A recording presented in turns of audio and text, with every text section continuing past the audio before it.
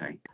So before we start the formal meeting, and I know that we've done this at the Council of Governors, but I just wanted to acknowledge really the passing of our friend Bertie Swan, a governor and of course ex-nurse, served the NHS very well for many years, and often she often appeared at these open board meetings and was a great supporter of the board and obviously of the Council of Governors. And I just wanted to acknowledge that. As I say, we did so formally at the Council of Governors. I wanted to acknowledge all that she brought to us, and that we're very sad that she's no longer with us. Always had an encouraging word for us at the end, so that was very sad that she's left us.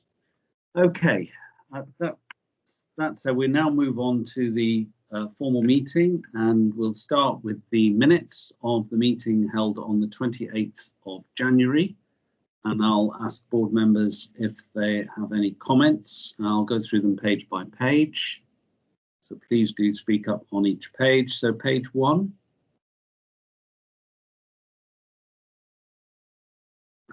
2.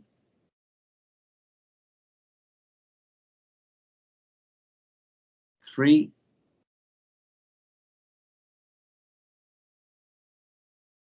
4. 5. 6. 7. 8. 9.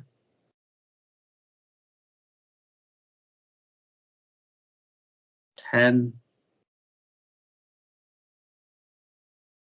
11. 12. 13. And finally 14. So no comments. Gold star to Liz. Thank you. Well done. And we'll take those as agreed. And we move on to the action log. And the first action has been closed, as it's now part of Chief Executive's report, and all the others are closed. So we've got nothing that isn't on the agenda today. Okay, thank you. So just to remind board members that we are trying to keep, during the pandemic, keep these board meetings as short and sharp as possible, because our executive colleagues in particular have got a lot to deal with and many things going on. So we will be taking papers as read, obviously raising questions as necessary. I'll be going to the relevant NEDs first on the papers to ask whether they've got any points to make from their subcommittees, so that we're assured that the subcommittees have looked at them. But otherwise, we'll try and get through this as quickly as possible, and which brings me, in fact, to my report, which is shortened as per the last month, just to the key points. What I want to say, I think the points I wanted to make on this, and I'll take it as read, is the return during the last wave of the community support, which had obviously tailed off during the summer, but came back with a vengeance. I wanted to highlight the help your NHS and the Nourish Our Nurses, but also many other corporate and individual donations that we've had, also letters, cards of support, emails, etc. And we are really grateful for this community support, and it has cemented us, I think, firmly into the community, and we've been absolutely delighted with the support we've got in all so many ways. I know Suzanne will be covering it as well, but 2 things for me that stood out were the New Year's Honours Awards that we held, and it wasn't in the grandeur of the Royal Military Academy Sandhurst, where we did our last in 2019. But Chertsey House stood in very well. The team had prepared really well, Louise's team, and people didn't know they were getting the awards, and that was nice, actually. So we held a properly socially distanced ceremony, and that I think was really well appreciated by the award winners. And of course, they'd all been put forward by their colleagues, which is the main thing. So it was peer recognition. And the other thing I think is the Vaccination Hub. And the Vaccination Hub has been a great success and a great morale booster. It's been really well run, very, very effectively run by the team there. And every time I've been in there, once to get a jab and a few times to actually visit it, everybody has appreciated the work that's been done there. And I think my thanks for that. And it was very nice that our local MP, Dr. Ben Spencer, had arranged for Matt Hancock to send us a personal video of congratulations for the vaccination work in all across Northwest Surrey, but mentioning St Peter's as well by name. So we're grateful for that. The final thing I think I wanted to say was the white paper, integration, innovation, working together to improve health and social care for all. I volunteered to join a governance group at ICS level to flesh out really what the ICS wanted to see, what we wished for, to make it an efficient and effective organisation with the integrated care system, working with the local authorities and working with the integrated care partnerships at place. That's progressing well, and obviously we will have to wait to see what the legislation brings. But if, as promised, it's quite permissive, I think the Surrey Heartlands integrated care system has now got a good idea of the way we want that to progress. And certainly one of the things I was pushing was for data to be only entered once, to perhaps end the too much reliance on PowerPoint, which of course can't be manipulated data and is quite intensive, but enter data that can then be manipulated through software tools and makes reporting a lot easier. That's one of the things that I would hope we're aiming for in a digital future. And finally, you'll see in the report I've put some photographs in around our National Day of Reflection, where I went down to the Bradley unit in Woking to present great capture in cartoon form of Sean's journey through the trust, from intensive care through to rehabilitation at the Bradley unit. And that, of course, was on the ITN News. And he's very happy for us to share that story, but that was a memento for the Bradley unit. And I've mentioned the other things. And the return, I was glad to see, of the 100-day pressure ulcer free certificates. Been very, very tough for our wards to achieve this because of the extra pressure ulcer issues with COVID, bringing entirely new dimensions to that. But Maple Ward, very, very well run ward, again, has got that certificate back. And just a final mention for the catering improvements. Astonishing, I think. We, of course, took the view to insource the catering, and it's a revolution. I personally attended and got one of my 5 a day from the donut day, because it was apple and cinnamon in my case. And you know, there were queues out for that. But the catering at St Peter's is brilliant. The challenge is to move that to Ashford and to see what we can do with Ashford, because clearly it's great having that at St Peter's. We want to improve the offering at Ashford as well. And the new outside-inside space is now looking very, very good as well. I'm sure it'll be opening very shortly. That was all I was going to say. I'm happy to take any questions on any of that.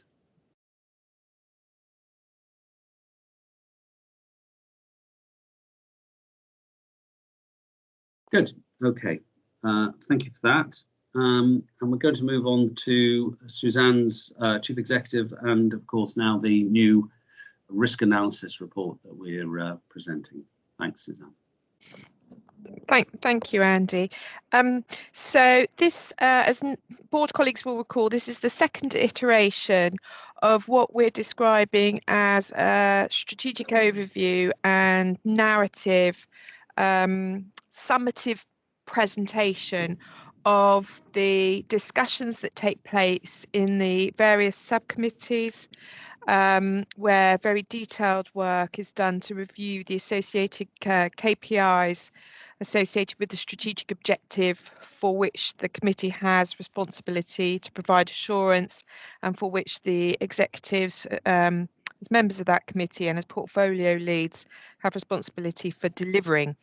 And then alongside that, we try and sort of bring that together, because as is presented in the paper, the BAF is set out in that order of the strategic objectives, and trying to bring all of this together to give a compiled view, if you like. So we're still working on that. The first iteration was well taken by the board last time, and we'll keep working at it. There's a second part to the report which I'll come on to, which focuses on some of the wider activities across the trust, some of which the chairman has referred to.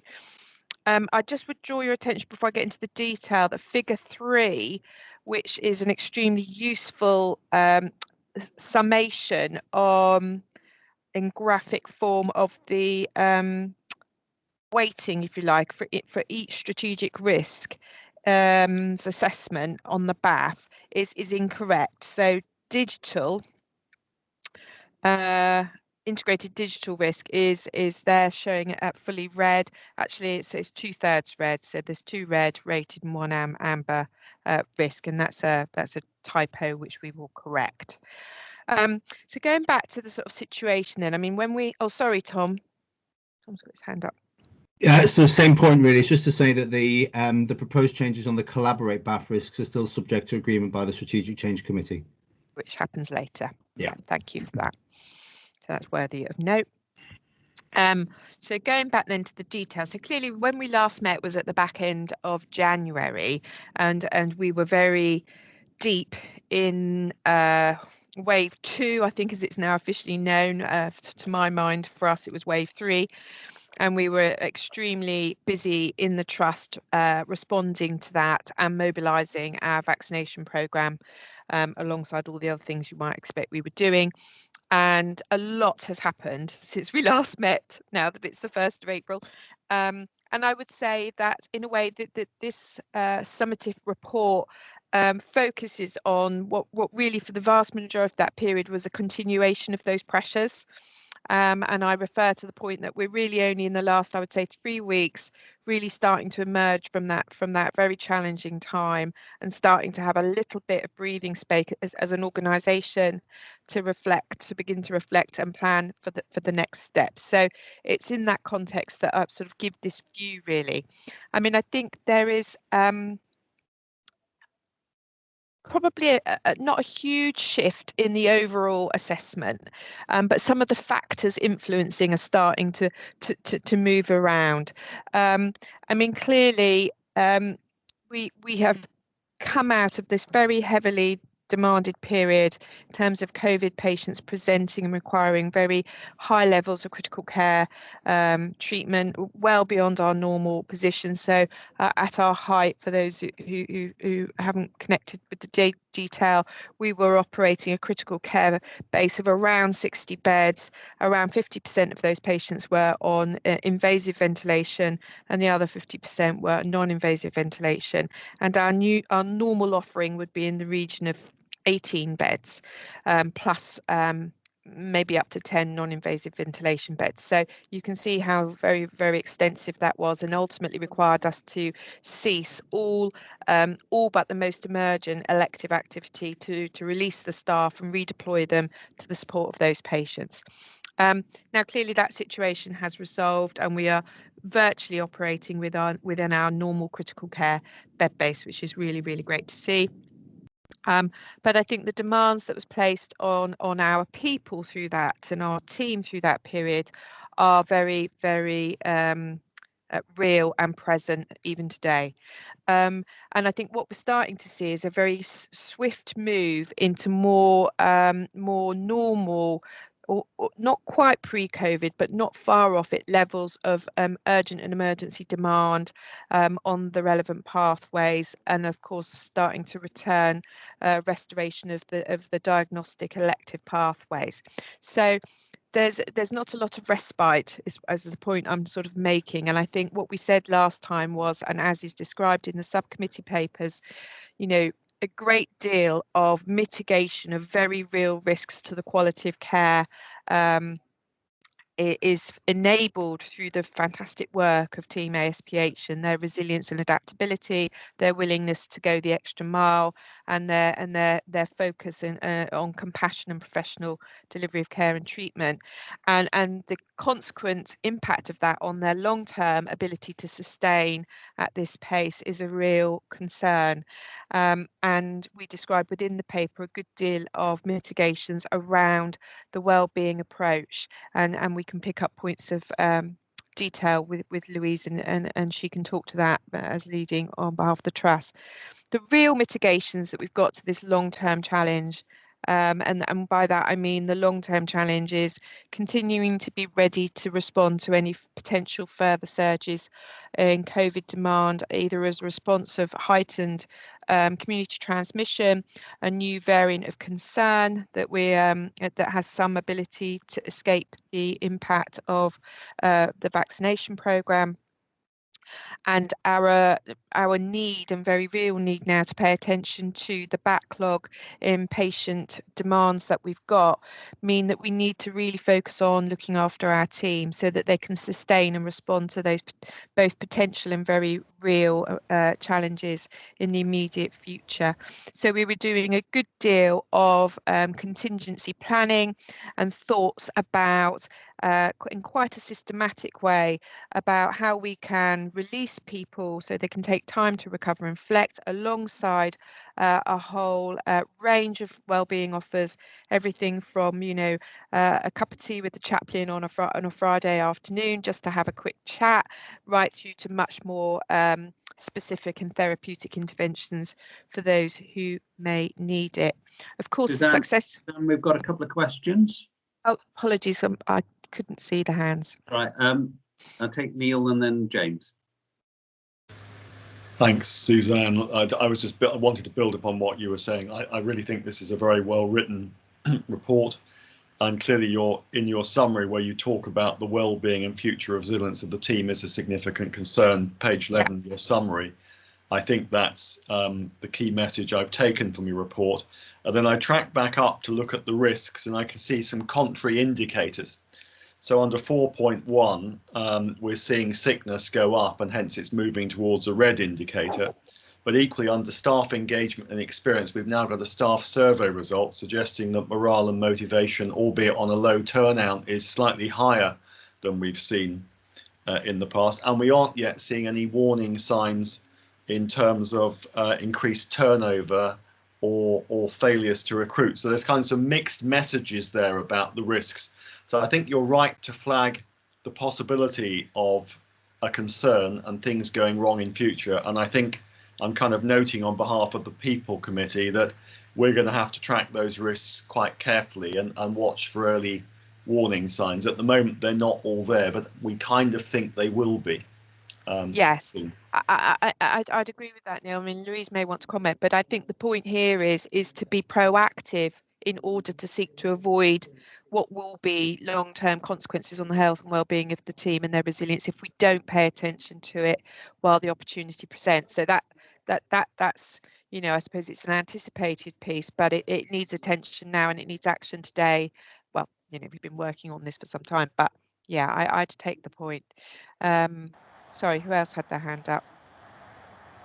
Do you want me to just respond on the sickness? Yes, do, Louise. Do. I mean, I think, you know, as you know, we've kept a sort of forensic eye on sickness right from last March, and we have seen, you know, a sickness going like this in terms of COVID sickness, We've seen our other sickness being fairly static and not moving particularly.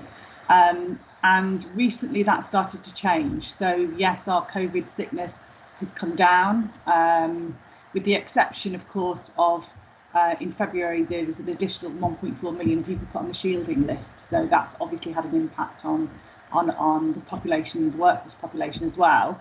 But notwithstanding that, our COVID sickness levels have started to come down, and we are starting to see a little bit of an increase in non-COVID related sickness. So as Suzanne says, we're keeping a close eye on whether or not that starts to look like some form of post-pandemic stress, anxiety type sickness, and if so, what the therapeutic interventions are that we need to put in place.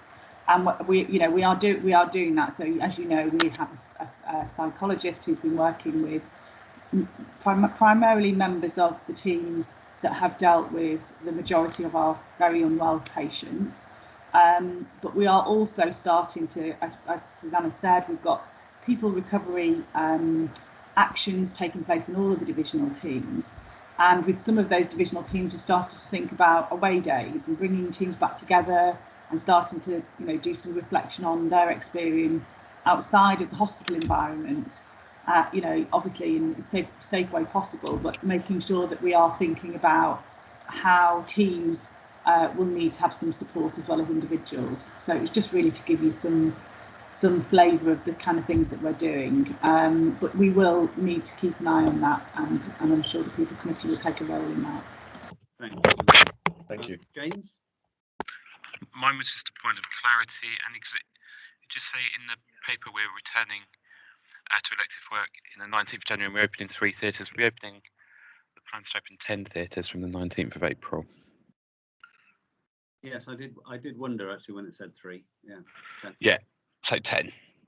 Right, just in case people got worried. Yeah, 10. Suzanne. Okay, thank you, James.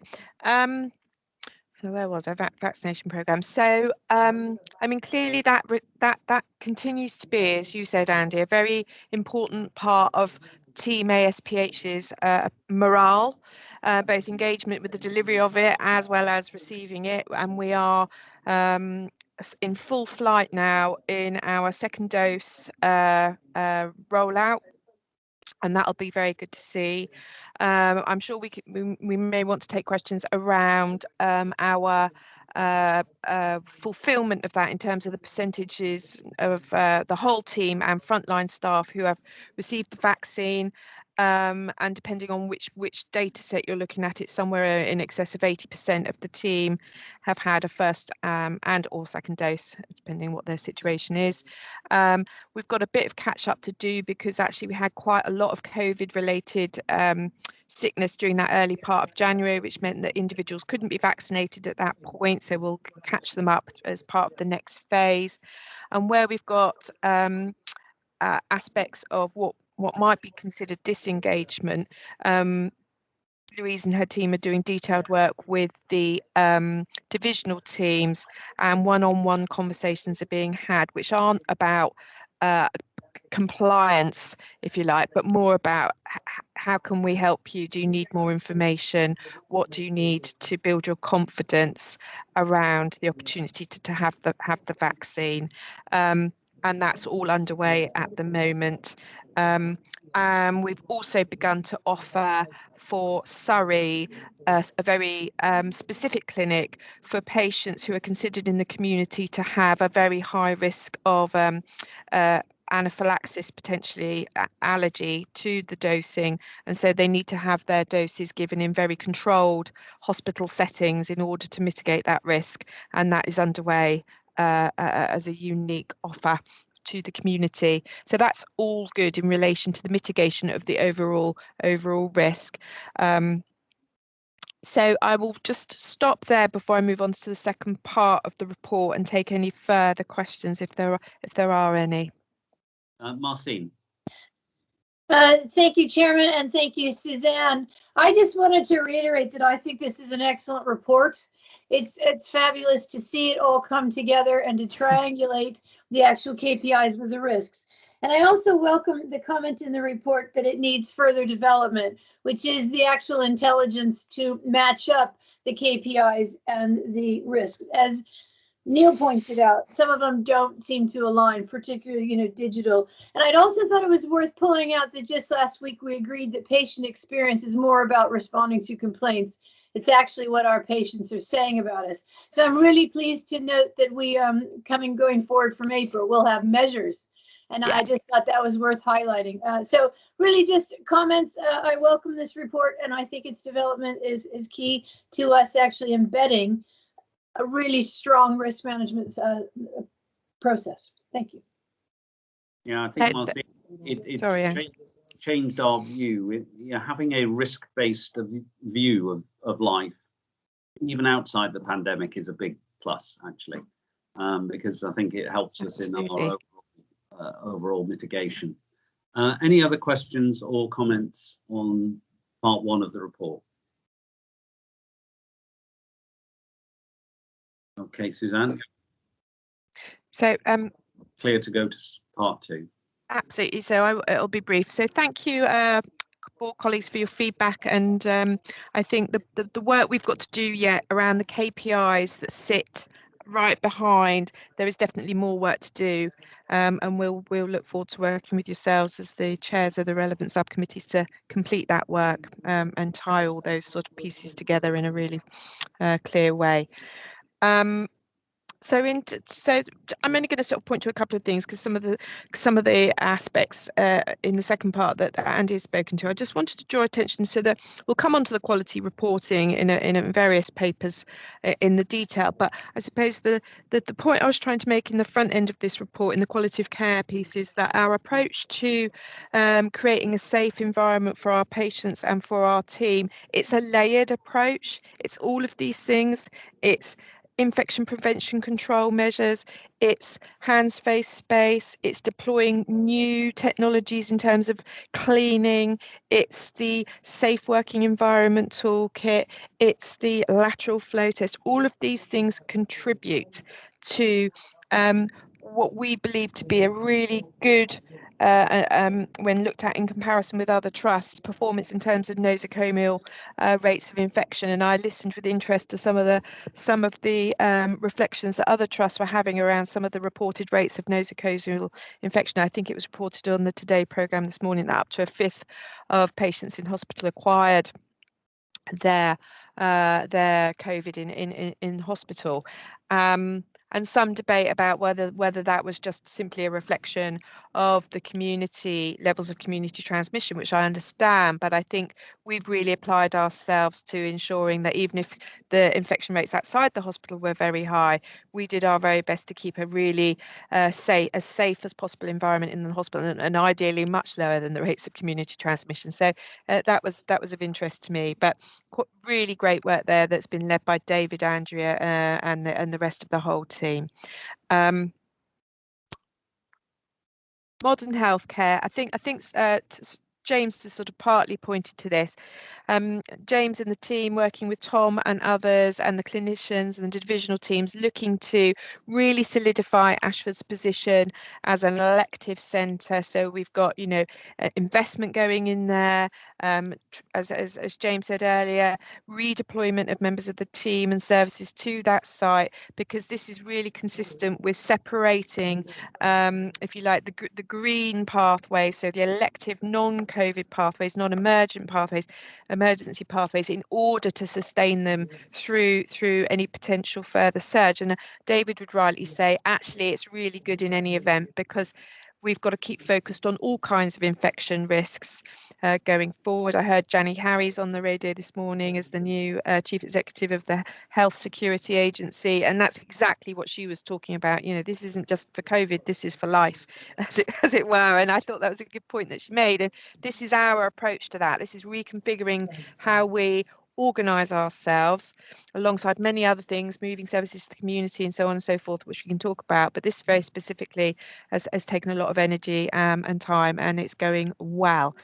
And the point you made, Andy, earlier around, and at the same time, we have to ensure that the life support for our team on that site and the well-being offering and the catering and all the things they will need to be brilliant every day in their roles, we need to make sure is on that site as least as good as it is here. So we're working away on that too. Surrey Safe Care, I think we were just about to go into future state validation when we last met. So I think most of you will have had a back brief on this absolutely phenomenal event, but I did want to pop it in the board paper. You know, Simon and the team, supported by David and Andrew and Tox and lots of people, really put an enormous amount of effort into ensuring that despite everything, and bearing in mind both trusts were really in the heat of the pandemic at this point in the most recent wave, we were still able to secure, you know, over 4,000 members of the team joining these sessions, really engaging, enjoying it. Actually, I think there was quite a bit of fun, intellectually stimulating, which was different from what we'd all been doing, and obviously we were able to kind of take a validate 68 workflows, and then subsequently to that we've been able to pass the gateway, and that'll be reported later in the board. So really good progress there, and I will leave it there because we've already spoken about the Vaccination Hub. Thank you. Thank you, Suzanne. Keith. Yes, I'd just like to pick up on the fantastic work that you've just mentioned there regarding the you know, the Surrey Safe Care and the achievement of the you know, passing through the gateway, the huge amount of work that went there. I also serve on the Integrated Digital Committee alongside Chris, and it's been about a shift in culture and the mindset of the different organisations, as well as the amazing contribution of individuals as you said, in such difficult and challenging circumstances. And one of the things I think we can take away some satisfaction is that Cerner, who are our external partners, have reflected to us that by comparison to many other organisations they've worked with who've got to this stage and have, you know, similarly had to do a lot of transformational work, you know, we certainly are near the top of their sort of list of the experience of partners they've worked with. So that was some external validation for us as well. Thanks, Keith. Yeah, no, thank you, Keith. Agreed. Any other points on part two for Suzanne? Great. Okay. Thank you, Suzanne. Oh, Chris might have his hand up. Sorry. Sorry, it was just such a pleasure to chair the Surrey Safe Care meeting, because it is a phenomenal effort. You know, this is teams who have not collaborated really in the past hugely, who are now collaborating incredibly well together. You know, Royal Surrey and our teams doing amazing work. And for Cerner to say, actually, Keith, they said it is the best. And this is first the NHS in terms of a single instance. So, you know, it mustn't be underestimated what a fantastic milestone this is. So I just wanted to applaud it and thank Suzanne and for recognising it, and for Simon and all the team in terms of the amazing work they've done, and David's teams. You know, it's fantastic. It is truly a superb effort, and we didn't think we would get there. We had seven on red. And you know, okay, meds and theatres still needs to be a bit of work, but it's all in scope, and it will now be built, and we'll now be moving to testing stages. So I think it's a really excellent achievement. I think, you know, it can't be underestimated that, you know, putting in a single instance across two foundation trusts is very difficult at the best of times. Really, really difficult. Difficult culturally, difficult technically.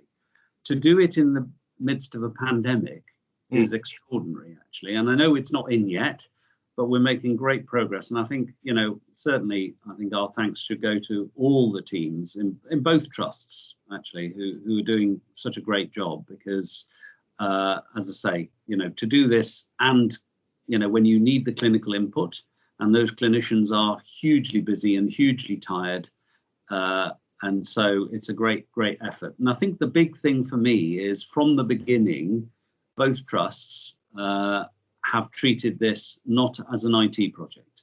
It's a change project. It's a big transformative change project. And I think that's the key, because if you just deal with it as a technical project and say, well, and let the IT guys get on with it, it will undoubtedly fail when it gets in. So I think we've laid some great groundwork. You know, too soon to run up the flag, But say great groundwork so far, and thank you for your support as well, Chris, on this. And Andy, sorry, just wanted to make the point that Marcine's raised in the chat. I think the reason why is risks are moving so quickly, Marcine, because it was, but work has been put in place to offset it. So we had all these mitigating actions to offset what could have been a catastrophic risk.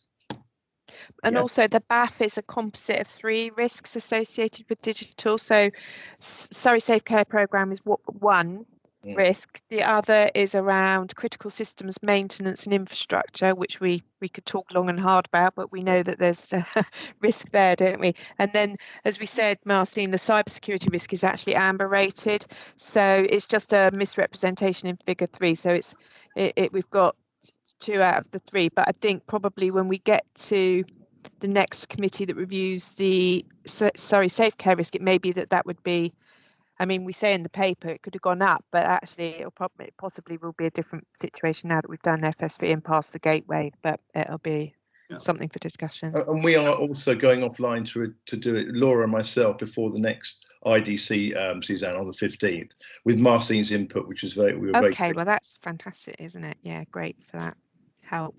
It's just all about teaching. It's making sure that we look at reality and we say if we can mitigate a risk, then a risk isn't going to emerge. So that's just, I'm always forcing you all to think a bit on this. And I think the other thing is it's dynamic. It's dynamic, and actually, these reports capture a point in time, and I'm encouraged by the fact that people are using the risks to actually make decisions rather than just have them as reports, because too many organizations, I'm sure you'd agree, Marcine, just kind of do a risk register and then that they don't use it. Whereas what we're doing is actually making decisions based on the risk. So I think, we've got a way to go yet, but I think we've come a long way and under your tuition. That's good governance, Andy. Right. Okay, thank you, Suzanne. We're going to move on. Well, we're going to move on to the quality report. And I'm just going to ask Jane to give the view from the quality committee of anything that you want to bring our attention to. Thanks. Thank you, Chair. We had our quality committee last week, and I think that Suzanne's report actually does capture the key risk areas that we discussed. So you will see that we recognise that with infection prevention and control, we have some challenges. We have worked very hard, but COVID has really challenged the whole of the trust, and we're not alone in that. And although we're not quite on target for some of our areas, and that is disappointing, we absolutely acknowledge that the teams have been working hard, and when we are benchmarked against our peers, we've actually been found to be doing very well, and we were validated by NHS Improvement, NHS England, in December, where they reviewed our processes and felt that we had some very, very good practices. So although we accept we have got some more work to do, I think we are very committed to working on that. We also reflect on the pressure ulcer targets and that they hadn't quite, but there again, COVID does, and Andrew will talk to this more, does raise significant challenges with the circulation and an increased risk of pressure ulcer formation. So we do accept that we have had a higher rate than we would wish for, because anyone is a bad one.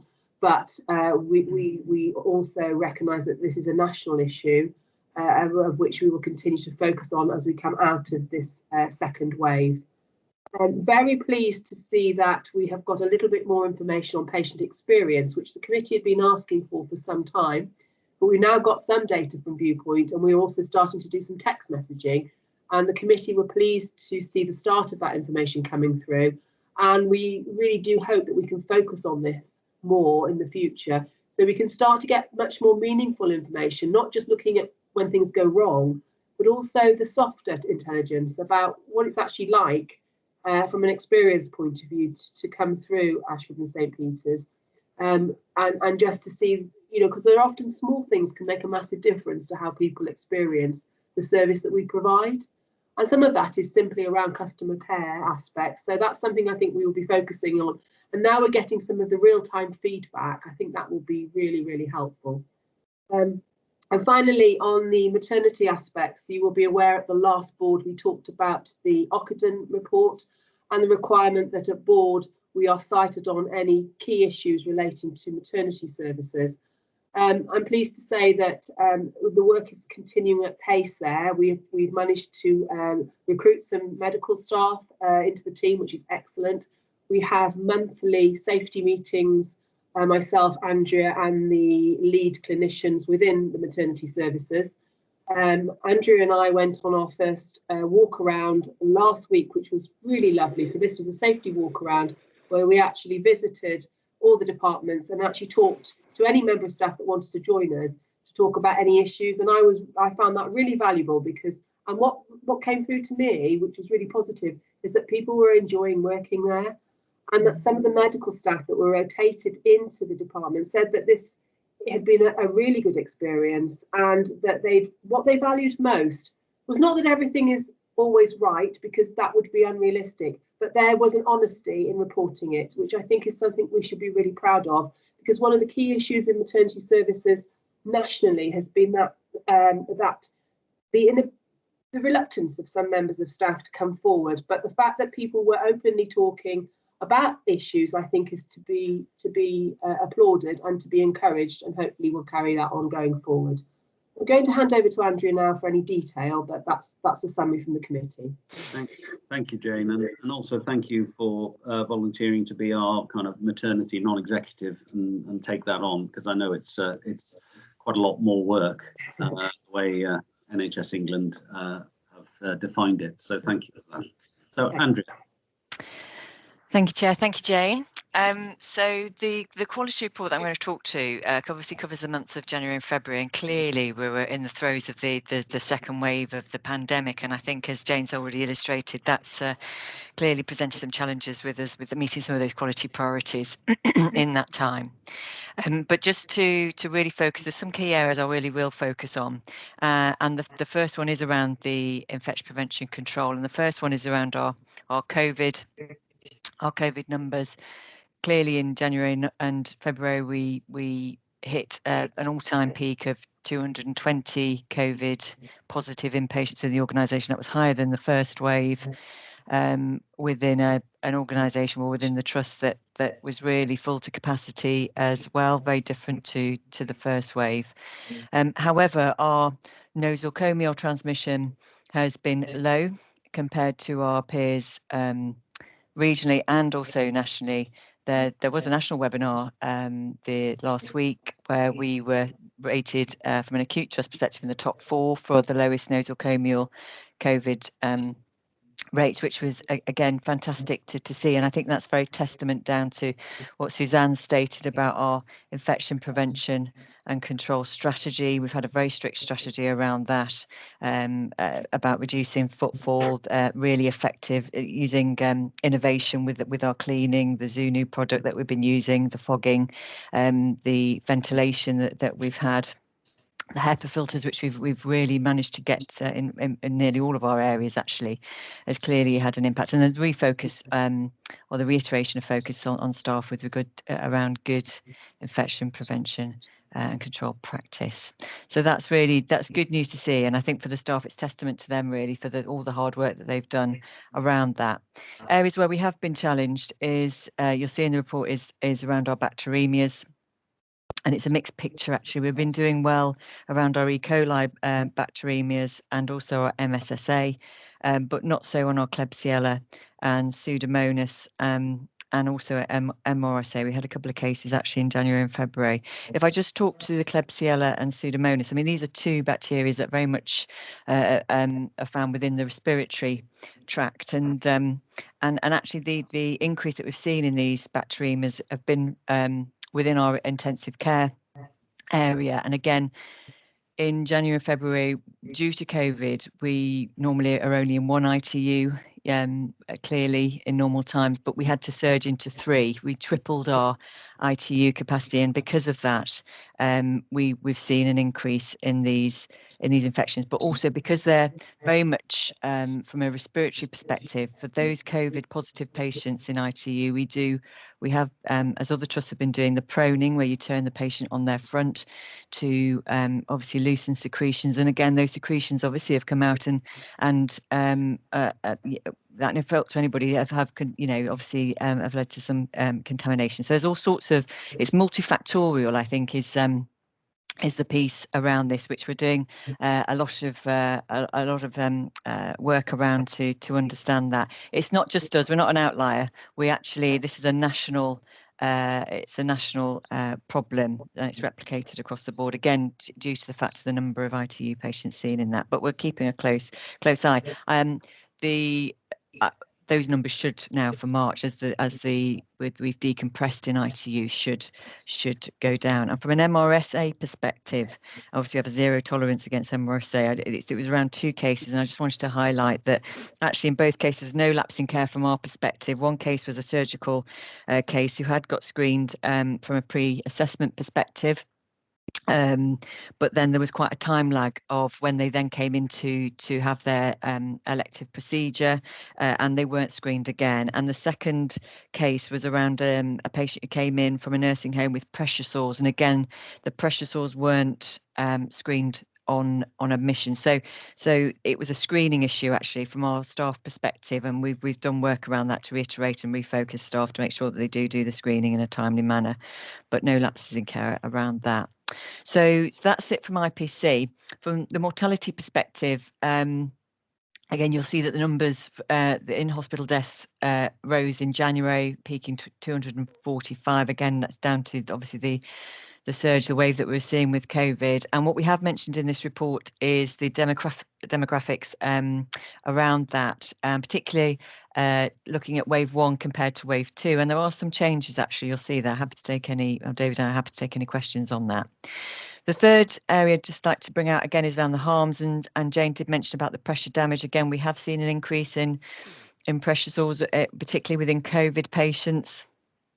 And again, around ITU with the proning and patients when they're on the front with the ET tubes that they have, causing pressure damage on the face, but also down to what's happening within COVID patients. Is this at a capillary perspective? There is a clotting that's happening, which then obviously is causing skin damage, and we have seen this skin damage occurring not just on pressure areas, actually on non-pressure areas such as the shins, etc. But there has been an increase again. Again, that's a national picture, and a lot of work is being undertaken to understand that more. Again, VTE as venous thrombolism has gone up too, and again that's down to that I've just mentioned, reference the COVID manifest. The COVID aspect with regards to that capillary clotting. But the good news around harms actually is that we have improved on our falls, which is good, and we have had a real improvement plan around that. So that's good to see that we're continuing to meet our target on that. And also we last year we had a new priority, which is continued for this subsequent year, the screening for the malnutrition screening tool, and we've met those targets around that as well. It's really important that screening tool's done to be able to identify any dehydration that patients may have, which again can have an influence on the other harms I've just mentioned. Occident, I won't talk about because Jane's already pulled that out, but there's some really, our assessment that we submitted nationally, we'd had some really good feedback from our local maternity service around that compared to our peers, some good compliance with that, and we're continuing to improve. We are on a maternity transformation journey as a trust, and that is recognised, which is great to see. And again, from the patient experience perspective, we're absolutely trying to improve on that with pulling out the more of the patient feedback, and we have got that new patient feedback platform in place with Viewpoint, which we will exploit going forward more so to meet our strategic KPIs about the experience patients really are having. The last point I want to mention is around the BD piece, which is the BD lines actually, and just to bring it out, because this may have one of those factors with regards to our bacterial line infections, but we don't know. We're looking at that. So for those that don't know, we use the make of BD as our infusion lines, and we have them as our pumps, and that is our sole pump and line provider. They, as of 3 weeks ago, had to stop that supply due to a third-party issue with their sterilisation process. That they're addressing that now, but it has paused their production. It's anticipated it's 8 weeks of disruption with that. So obviously, as a main user of that has caused, obviously initially caused us concern, but we've put some really robust actions in place and got a very robust plan around that. And that has been down to conserving our infusion sets to only the critical areas of ITU, NICU, and paediatrics, and also the high risk drugs as well. For the other drugs that we are of a lower risk and are more of a high use actually within the organisation, such as antibiotics and infusions, we've gone to the gravity lines that which is the traditional sort of the bag with the line that hangs down. Doesn't go through a machine, but obviously requires some calculations from the clinical staff to use those. We've done some refresh training around that on the ward, so the staff feel comfortable about using those as an alternative. We have, from a national perspective, I mean, the national team are treating this now.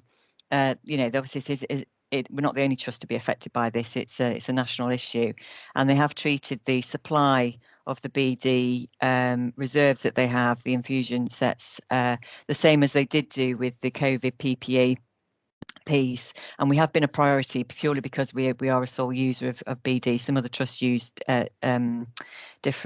used a combination of different infusion sets, but we have been getting a supply as well, which has been really good, and we've been getting about 50% of that supply each week. So there's no issues with regards to of running out of any of those. But from an infection perspective, we are going to be retrospectively looking at our line infections, because obviously the piece here was about the sterilisation of the sets, although from a national perspective they said the risk is really low with regards to infections, but we feel actually we are much duty bound to look at that. And obviously going forward, we are, from a surveillance perspective, monitoring all of our line infections in light of this, obviously the information that's come to light around BD, and looking at that. So I just wanted to highlight that, because obviously that's quite hot off the press really in the last few weeks, the BD line issue. So I think it's important just to highlight that to board. Right, I think I'll pause there and take any questions. Quite a lot really there, sorry. Yes, thanks Andrea. David. Well, I was just going to add just a tiny bit to Andrew's, who's covered most things, and that's on page 10 about the mortality. I think what I'd just like to point out with those graphs as well, if you look at the analysis using the Institute of Health Improvement, it says that they're within normal course variation, and that just demonstrates the limitation of that approach. And what I would draw your attention to is that we have actually published in BMJ now our mortality data from the first wave, and I'll put that round to everyone. And we've also published the data on the antibody status within our hospital staff, which is fascinating data. And essentially what that points out is that the mortality is predominantly related to the comorbidities, particularly age. Age is the biggest demarcator. But in the antibody status, our BAME staff if they had symptoms, they had 7 times more likely to have antibodies than the white staff who are symptomatic. So it's well worth looking at those papers as we go through. But as Andrew has pointed out, there does appear to be some differences between wave 1 and wave 2 in terms of the demographics and the outcomes. And we are going to look at those in more detail. That may be related. I mean, the obvious one to consider is the Kent variant, which swept across the southeast from Kent towards us, and whether that is being responsible for these for some of these changes. And I think it is also a good way of understanding the risk-adjusted mortality index, because what that demonstrates is that the risk-adjusted mortality index goes up absolutely dramatically during that. And that means that either we're doing something differently in looking after patients, or there's some unknown factor that's not taken account in the current risk assessment. And clearly COVID is a prime driver in that, but we need to make sure there are other things that we look at. So it's really fascinating data there, and we need to put things, we need to look into that in a lot more detail. But what I'll do is I'll send around those 2 papers that we published, one in the BMJ and one in Clinical Medical Science. Thank you, David. Any questions for Andrea or for David on this paper?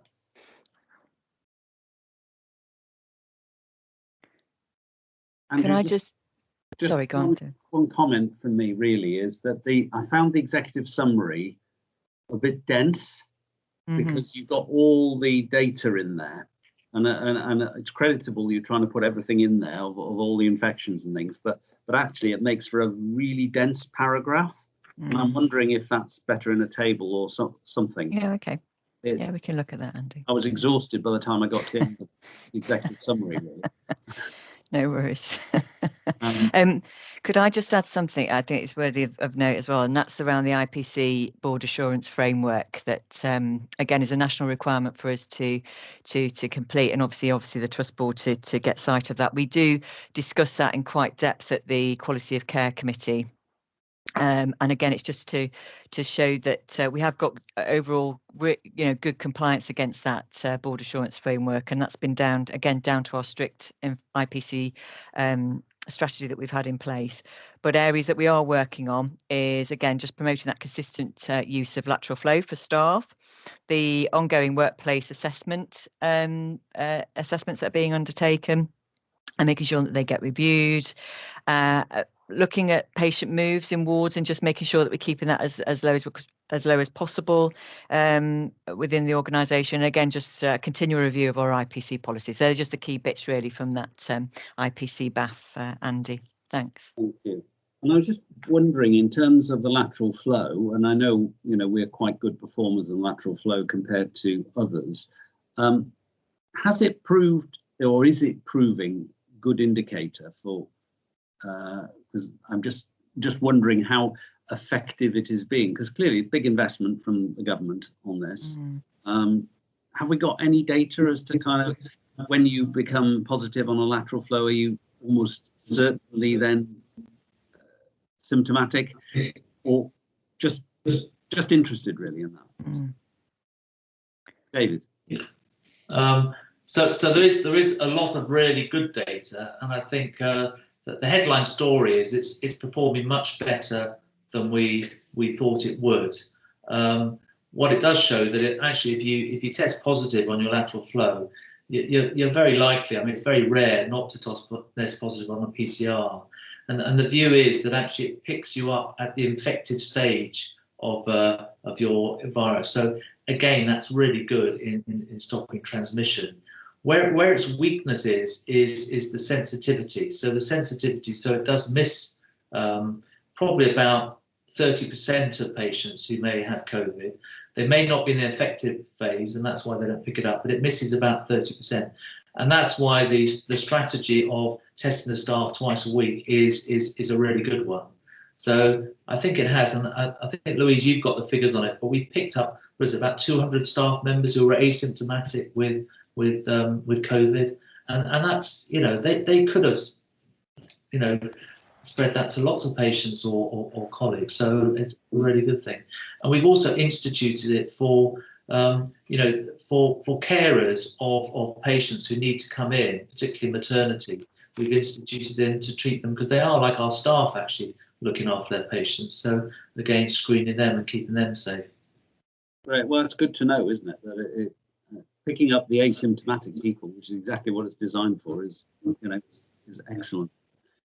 Thank you for that, Merrick. And we'll take your question, and then we'll move on because we've got quite a. Yeah, there's been a lot of noise in social media about ethylene oxide sterilisation used in the process.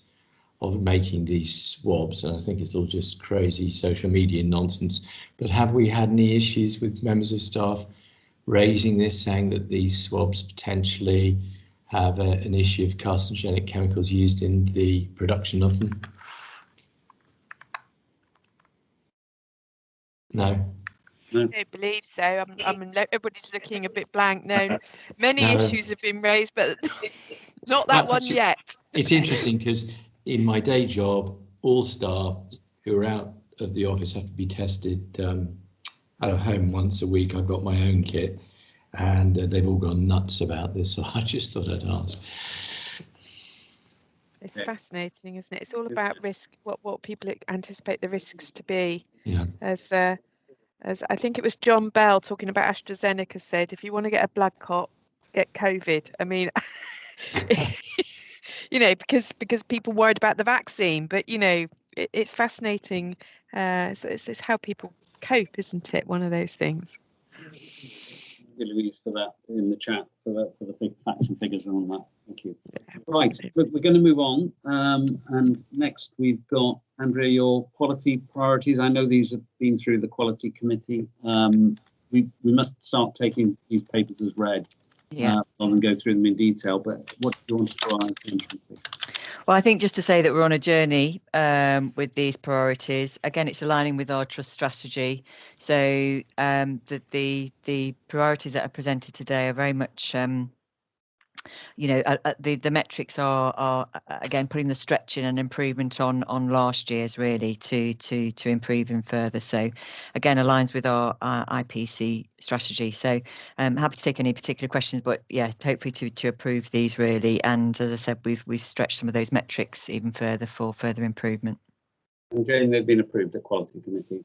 Yeah, I was just going to say that we did discuss this quite a bit at Quality Committee, and we did ask for some of the target around medicine safety. We felt that we had hit that target quite regularly. So the committee did request that was stretched, and that has been stretched to a more, you know, a lower number of medication errors. So that going forward, that's really positive. So we're on a continual improvement, which is really good.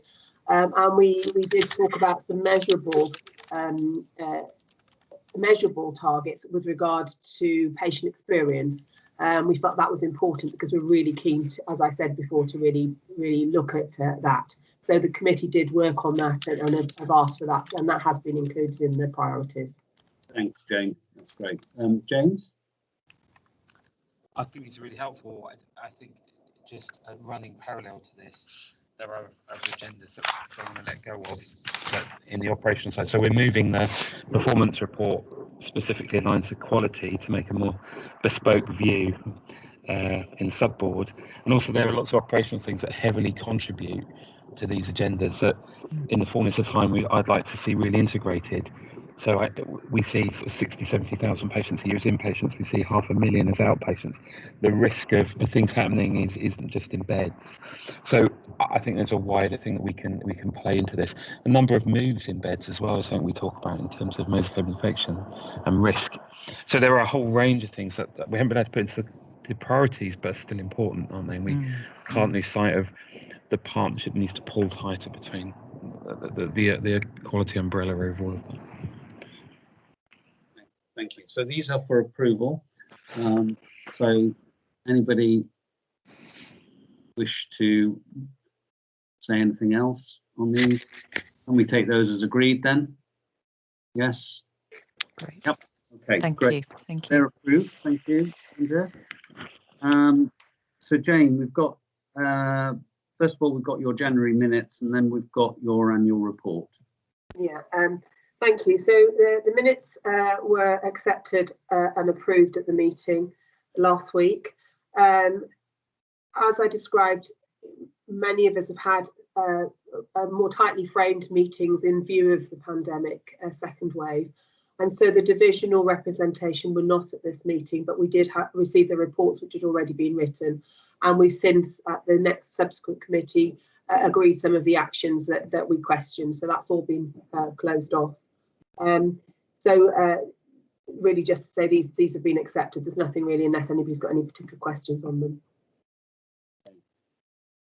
No, I'm not seeing anything. So okay.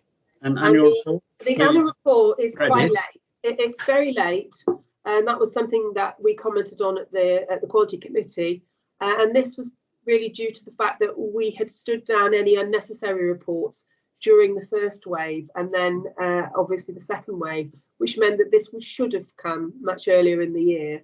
And just to assure the board that for this year's annual report, it will be coming for the May committee meeting, which will be much more timely. So this does seem like a different world when you read this now, to be honest. We accepted that. We accepted that obviously it needs to be much more timely, but due to the pressures on the system at the time, this was delayed. And now it does seem that the world has changed. So I think just to reflect that, really. Thank you. Yes, and we agreed as a board to minimise these during the pandemic. So we absolutely accept that this is in retrospect in many ways. Okay, great. Thank you very much, Jane. Unless we've got any questions on those, I'm going to move on. David, you're learning from mortality quarterly report. Yeah, so this is the quarterly report, and I will take it as read. And clearly, the mortality has come up in the quality report that we discussed earlier in the committee. I think a point to make, though, is this is entitled Learning from Mortality Review. So this is the routine review of mortality. There are many other facets of how we review mortality and investigate and learn. And you can see all that from the reports. As you can see, the clear thing is that when patients do need a structured judgment review, more than 90% that is completed, although there is some delay on that, and where the delay has been is on the initial review. That's where we need to work on. But I would draw your attention to just one thing, which I think is a really huge step forward, and that's on page 10. And actually, the Medical Examiner Office, since that's been set up, and in Q3, the Trust recorded 311 adult deaths. The Medical Examiner's Office scrutinised 93% of those and contacted 74% of the bereaved patients' relatives. And I think that is a really fantastic step forward. And I have to say that I think the Medical Examiner's Office is really going to drive this. And I think the link with the patient's relatives is absolutely key at an early stage, and does help them through this process. So I think that's the most important point to bring out in this report. Thank you, David. And just from personal experience of coming in there and talking to them, I think they absolutely are on it. They're really on it, and they're passionate about it, which is absolutely great to see, and it's infectious. Yeah. Probably shouldn't say something in the hospital is infectious, but there you go. Jane. Just picking up 2 points. One about the medical examiner. I think that is the committee are really pleased with the progress with that and the recruitment of the wider office. And I think one of the key things that people need to remember, and I'm sure everybody will, but it's been really difficult for people not being able to visit their relatives during the pandemic. And one of the key things is many of the questions that they could normally ask if they were on the wards, they're not able to ask in the same way. The medical examiner role where somebody dies, and particularly if the relatives haven't been able to visit, is so fundamental to being that level of independent review and advocacy for the family. So I think David brings that out really well, that I think it's such a valuable resource, and the post holder we have is very enthusiastic and very keen, and also linking more widely with the wider system, which I think is really important. So it's not just about us, but the wider learning, which I think is key across the system. The second point is just to say that we do recognise that some of the structured reviews have been a little bit delayed. Obviously, there have been a lot of pressures with COVID, but it is key that we do look at these and we learn from them. And there are some plans to recruit further resource into that team, so that hopefully they will be more timely. And if there are some key issues around safety, to assure the board that they would be then picked up through the serious incident process, so they would be investigated fully under that route.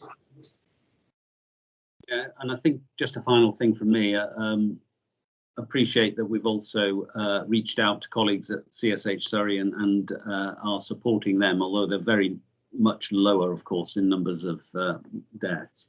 But again, that's very good from our collaboration point of view that we're doing that. So with my other hat on, I'll thank you for that. That's very good. Okay, thank you for that, David.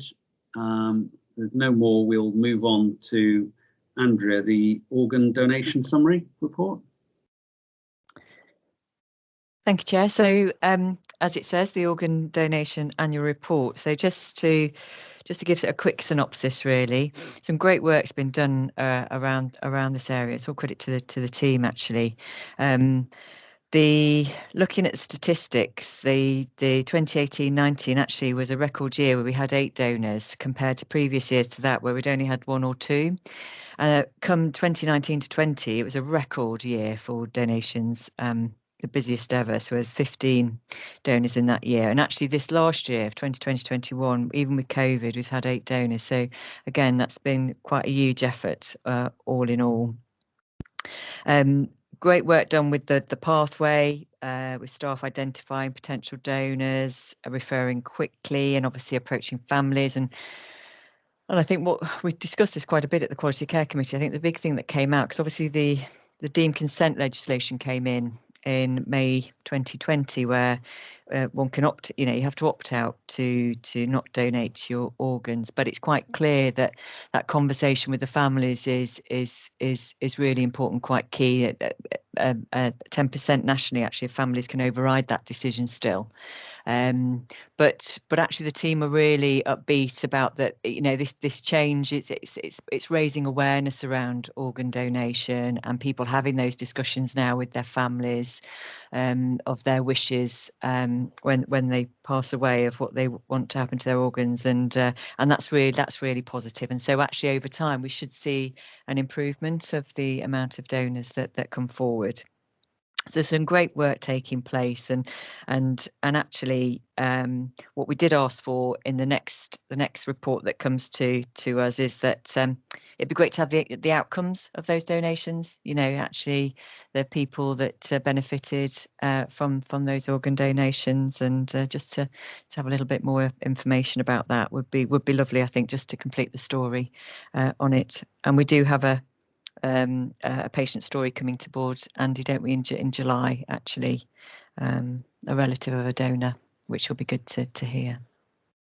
Yes, and just to put a little bit more flavour, because I sit on the organ donation committee for the very simple reason that in the end of my first week in the trust, I went to the ceremony for families of donors and chatted with them, and was really moved by what I found there. And I've sat on the organ donation committee and seen the great work they're doing with not just with ICU staff, but also with A&E staff, and also just how critical the specialist nurses are from NHS Blood and Transplant, and the way they approach sensitively has just revolutionised it. And yes, looking forward to July when a relative of a donor is coming to talk to us about the real lived experience. But it is fantastic that through one tragedy, there are many great stories emerge. It's very inspirational. Keith. Just to build on that, and to say that in other contexts, when I've heard or seen for the stories from individuals or families who've benefited from a donation and how they've described the transformation that's made to them, that's incredibly powerful. And if we could try to get some of that into the wider media, rather than necessarily through our traditional sort of hospital patient networks, because these stories have huge human interest, and if there can be little mini films made or whatever of some of the people telling their own experiences, it can really have it can ripple out fantastically. Yeah, real opportunity for engagement with the media on this one. Clearly, we have our own stories to tell, don't we, as a board, around this. But it is an opportunity, and it would do so much good. It would do so much good, because there's a lot of myths around it, I think, even now. So yeah, thank you, Keith. Any other questions? Louise? I obviously should say that, shouldn't I? So I told my story, which is I received a kidney transplant in 2004, and I've told my story a number of times. The last time when I wrote an article for Aspire, I had a number of people email me, including a couple of doctors that work in A&E, saying it completely changed their view on how they have a conversation with a family member if they find themselves in that same position. And, you know, so that, you know, it was just a fantastic example of how sharing your experience, and obviously for me, it's had a transformational experience on my life, and how that can impact on a clinical person's perspective around, you know, these are very difficult conversations to have with somebody at their worst moment when their family member is going to pass away, but actually the positive impact that could have, and the difference that could have on how they remember that person. So yeah, happy to share my story again, as always. Yeah, and critical as well that the specialist nurses are the ones that have that conversation most of the time, because they really are experts in it. Okay, great. Well, thank you for that, Andrea. Thank you. Through. We've now got a break, a 10-minute break, please, and we'll see you back just after 5:02, and we'll carry on. Thanks.